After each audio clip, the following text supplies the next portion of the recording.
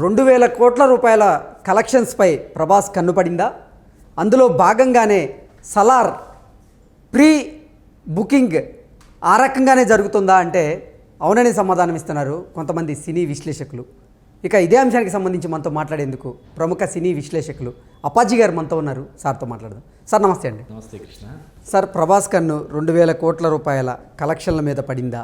అందులో భాగంగానే Salaar pre bookings కూడా అద్దిరిపోయాయా అంటే ఏం చెప్తారు సార్? ఈ బుకింగ్స్ అయితే చాలా బాగున్నాయనే చెప్పాలి. అంటే ఇప్పుడున్న ట్రెండ్ బట్టి 1000 కోట్లు 1,500 కోట్లు అనేది సర్వసామాన్యం అయిపోయింది. ఒకప్పుడు ఒక సినిమా ఈవెన్ తెలుగులో కాదు బాలీవుడ్లో కూడా 100 కోట్లు కలెక్ట్ చేస్తే చాలా గొప్ప విషయంలాగా ఉండేది. 100 crores క్లబ్ అనేవాళ్ళు.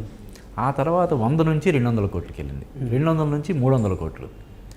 ఇప్పుడు 500 కోట్లు 600 కోట్లు అంటే జస్ట్ లైక్ దట్ అలవోకగా సాధించేస్తున్నాయి. ఇప్పుడు సన్నీ డియోల్ ఇంచుమించు 67 ఆ ఏజ్లో అతను మొన్న గద్దర్ 2 అనే ఒక సినిమా చేస్తే అది 500 కోట్ల పై చిలుకు కలెక్ట్ చేసింది.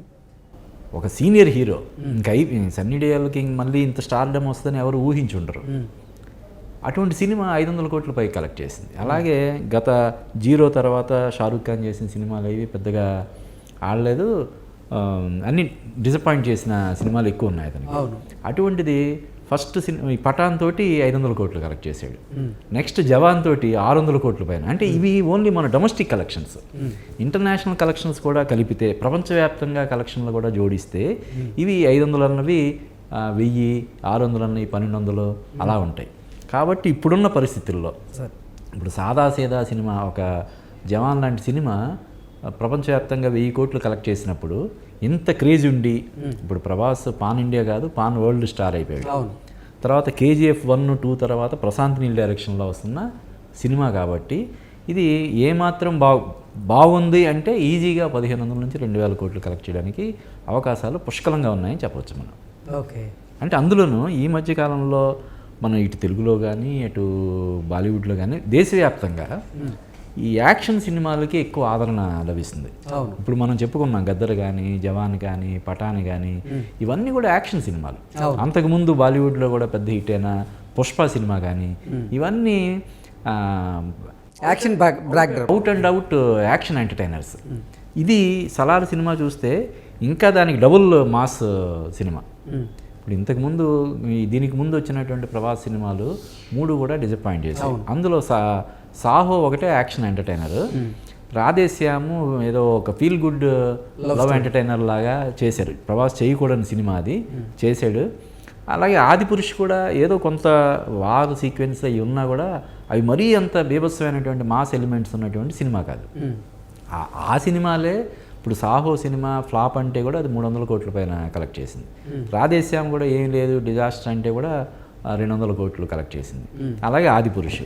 కాబట్టి ఈ సినిమా డెఫినెట్గా ప్రపంచవ్యాప్తంగా అంటే మిగతా రైట్స్ ఇప్పుడు సినిమాకి ఏంటంటే ఓన్లీ థియేటర్కల్ రైట్సే కాకుండా డిజిటల్ రైట్స్ కూడా ఇప్పుడు OTT కానీ శాటిలైట్ కానీ ఇంకా చాలా రైట్స్ ఉంటాయి, ఆడియో రైట్స్ కానీ ఇలా చాలా రైట్స్ ఉంటాయి. ఆ రైట్స్ అన్నింటినీ కూడా మనం కలిపితే సునాయాసంగా 2,000 కోట్లు కలెక్ట్ చేసే అవకాశాలు ఉన్నాయి. ఓకే. సో బాక్స్ ఆఫీస్ని షేక్ చేసే అవకాశం ఉందండి? అవకాశాలు పుష్కలంగా ఉన్నాయి. అంటే ఇప్పుడు ఉదాహరణకి ఈ సలార్కి పోటీగా అంటే సలార్ పోటీ కాదు, సలార్తో పాటు ఒక రోజు ముందు షారూఖ్ ఖాన్ సినిమా వస్తుంది డంకీ అని.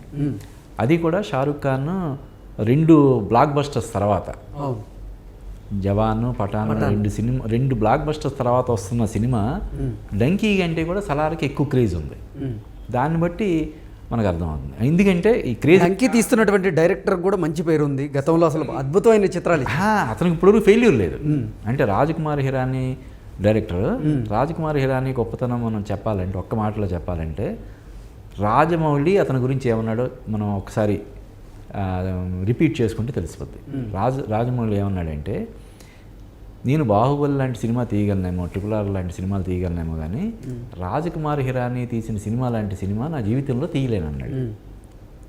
ఇంకా అంతకు మించిన సర్టిఫికేట్ ఏముంటుంది? రాజమౌళి లాంటి వాడు రాజకుమార్ హిరానీ తీసే సినిమాలు లాంటి సినిమాలు తీయడం నా వల్ల కాదు అంటే దాన్ని బట్టి అతని గొప్పతనం అర్థమవుద్ది కదా. అటువంటి రాజకుమార్ హిరానీ ఫస్ట్ టైము షారుఖ్ ఖాన్తో తీస్తున్న సినిమా అంటే ఏ రేంజ్లో క్రేజ్ ఉంటుంది.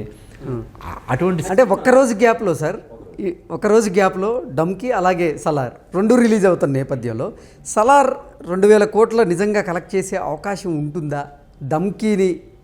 అంటే డన్కి ఇప్పుడు ఈ షారుఖ్ ఖాన్కి బాలీవుడ్ బాదుషా అయినా కింగ్ ఖాన్ అయినప్పటికి కూడా అతను ప్రస్తుతానికి నార్త్ ఇండియాకి మాత్రమే పరిమితమైనటువంటి ఒక సూపర్ స్టార్. Yes. అంటే మొన్న జవాన్ సినిమాలో నయనతార, డైరెక్టర్ అట్లీ మన దక్షిణాదికి సంబంధించినటువంటి అందరూ ఉండడం వల్ల కొంచెం అక్కడక్కడ కొన్ని కార్నర్స్లో కొంత కలెక్ట్ చేసింది తప్ప అక్కడ బాలీవుడ్లో దుమ్ము దులిపినప్పటికి కూడా ఇక్కడ సౌత్ ఇండియాలో పెద్దగా అంటే చెప్పుకోదగ్గ స్థాయిలో ఏమీ రాలేదు.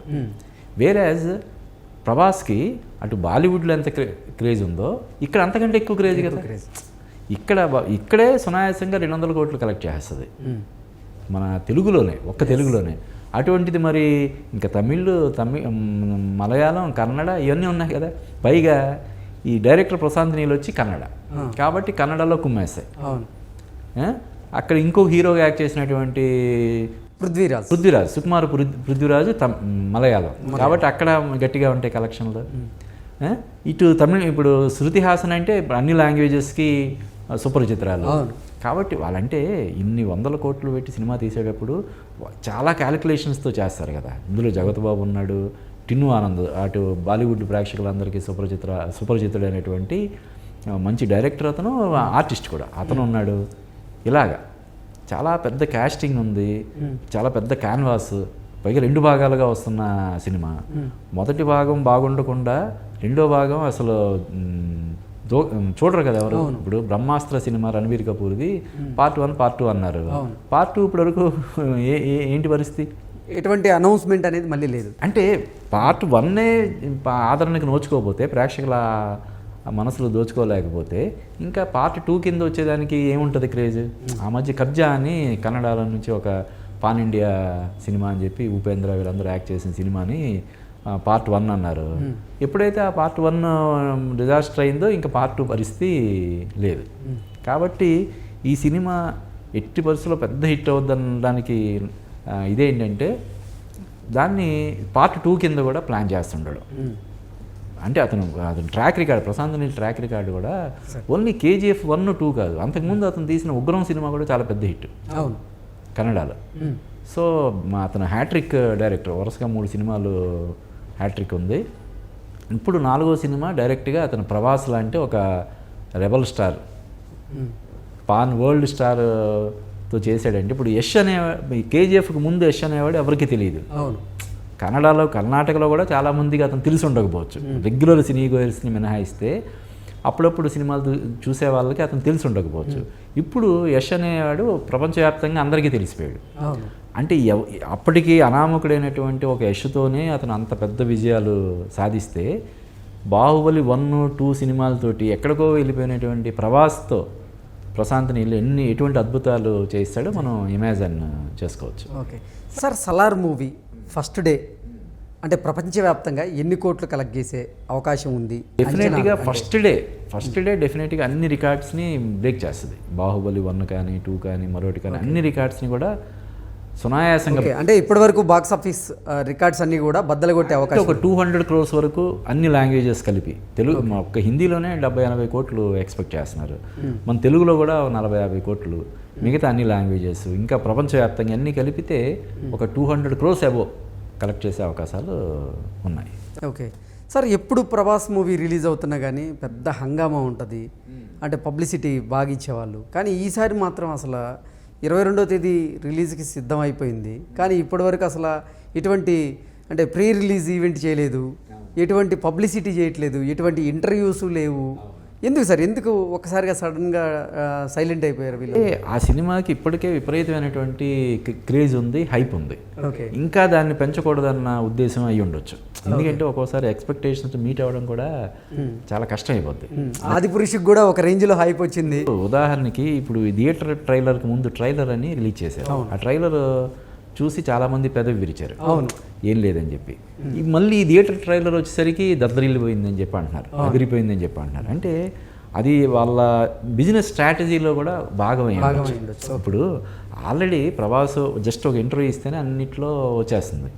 అతను డైరెక్ట్గా మనల్ని కూర్చోబెట్టి ఇంటర్వ్యూ ఇవ్వాల్సిన అవసరం లేదు. ఆల్రెడీ ఆ సినిమా గురించి మాట్లాడాడు, ప్రశాంత్ నీల్ గురించి, తన క్యారెక్టర్ గురించి అది మాట్లాడాడు. ప్లస్ థియేటర్కి ట్రైలర్ సినిమా ఏంటి అన్నది క్లియర్గా చెప్తుంది. ఓ ఇద్దరు బెస్ట్ ఫ్రెండ్స్ ఎనిమీస్గా మారడం అనేది ఈ సినిమా అని వాళ్ళు చెప్తున్నారు. ఆ ట్రైలర్ చాలా చాలా ఇంట్రెస్టింగ్గా ఉంది. ఓపెనింగ్స్ రావడానికి ఇది సరిపోద్ది కదా. ఇప్పుడు ఏవైతే మనం ఇందాక అనుకున్నాం 200 కోట్లు కలెక్ట్ చేయడానికి ఈ trailer more than enough. Okay, దానికోసం ప్రత్యేకించి ప్రమోషన్ చేయాల్సిన అవసరం లేదు. అందుకని వాళ్ళు అంటే బహుశా ఈ ప్రమోషన్ వాళ్ళు దాన్ని ఇది చేసి ఉంటారు. ఇప్పుడే కాకుండా సినిమా రిలీజ్ అయిన ఒక 1 వీక్ తర్వాత నుంచి, ఒక 1 వీక్ సినిమా ఎలా ఉన్నా కూడా ఫస్ట్ 2-3 డేస్ అద్భుతంగా ఉంటాయి కలెక్షన్స్. సినిమా టాక్తో సంబంధం లేకుండా, ఎందుకంటే ఆల్రెడీ బుక్ చేసుకుంటారు. సినిమా ఎలా ఉన్నా కూడా ఒకసారి చూద్దామని అందరూ ఫిక్స్ అయిపోతారు. స్ట్రాటజీలో భాగంగానే ఇలా సైలెంట్ హోల్డ్లో పెట్టారు. బాగాలేదంటే కూడా చాలామంది ఎందుకు బాగాలేదు, అసలు ఏంటి, ఇన్ని ఎక్స్పెక్టేషన్స్ ఉన్న సినిమా ఎందుకు రీచ్ అవ్వలేకపోయిందని చూస్తారు కదా. చాలామంది బాగాలేదంటే కూడా చూస్తారు. అటువంటిది బాగుందంటే ఇంకా అది ఎలా ఉంటుంది. కాబట్టి వాళ్ళు కొంచెం బిజినెస్ స్ట్రాటజీలో భాగంగా వాళ్ళు దాన్ని హోల్డ్ చేసి ఉండొచ్చు, ప్రమోషన్స్ని చేస్తారు డెఫినెట్గా.